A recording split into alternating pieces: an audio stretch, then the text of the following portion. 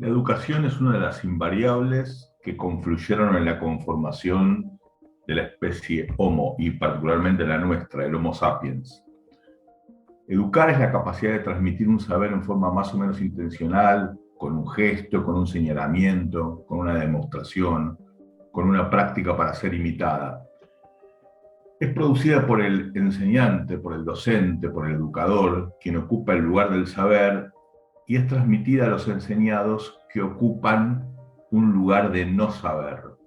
Se trata pues de una relación asimétrica que precisa de un esfuerzo adicional por parte del enseñante para no volverse una relación de dominación, cuyo fin sea la autorreproducción indefinida del vínculo asimétrico.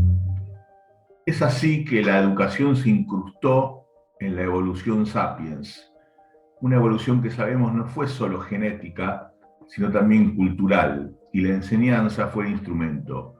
Muy pocas especies de la naturaleza tienen capacidad de enseñar, y aún así su andamiaje, como en algunas aves, como en algunos mamíferos superiores o en los delfines, su andamiaje, decía, es muy limitado. Los sapiens, al contrario, han convertido a la educación en uno de los elementos centrales de su supervivencia como especie, usando, claro está, tecnologías diversas que fueron cambiando a lo largo del tiempo. Primero la oralidad, a eso se agregó la escritura, luego la imprenta, más tarde la gran revolución educativa que fue la escuela, luego las pantallas, más tarde las pantallas interconectadas computacionalmente, lo digital, incluso se llegó a sustituir el manejo humano por una conducción automatizada en forma de inteligencia artificial. La educación entonces supone una intención y en tal medida es política.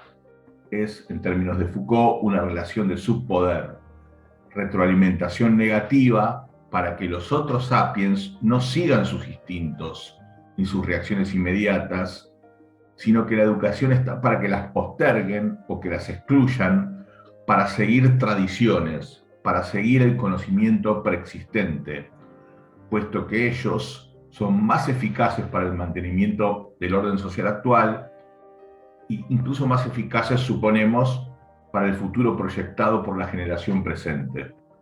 Por eso, evolutivamente, la educación supone la intención de restringir la libertad, de restringir grados de libertad para producir otros grados de libertad. La educación no es represiva, como a veces se cree, sino que produce formas determinadas de vivir.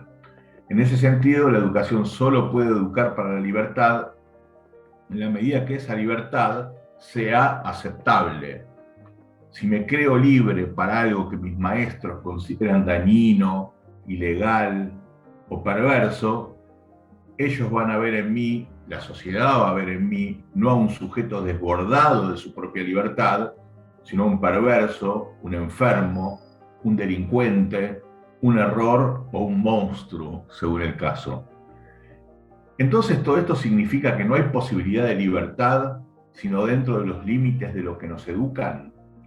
No del todo. Hay dos respuestas posibles.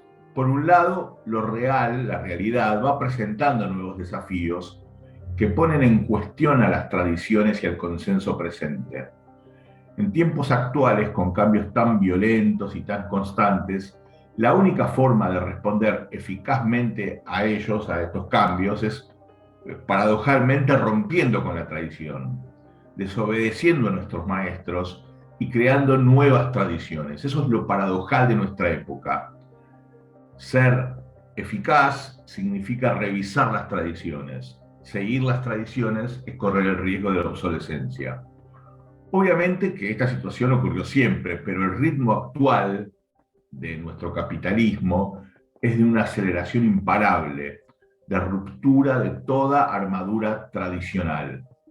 Y por otro lado, es posible deconstruir la educación, enseñando el carácter históricamente relativo de esas tradiciones e incluso mostrando que aquello que llamamos humano es una construcción posible de la evolución cultural que nos permite una adaptación razonable al medio pero no es esta ni la única ni la más, entre comillas, natural.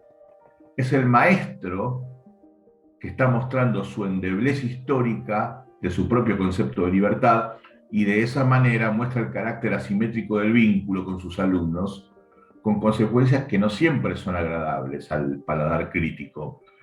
Es el enseñante que construye su propia libertad, historizando las condiciones que determinan su actuar, y así contribuye a que los demás hagan lo mismo, a construir grados de libertad que el maestro no acepte, que rechace, incluso que abomine, pero que es la única forma absolutamente genuina de poder ejercerla.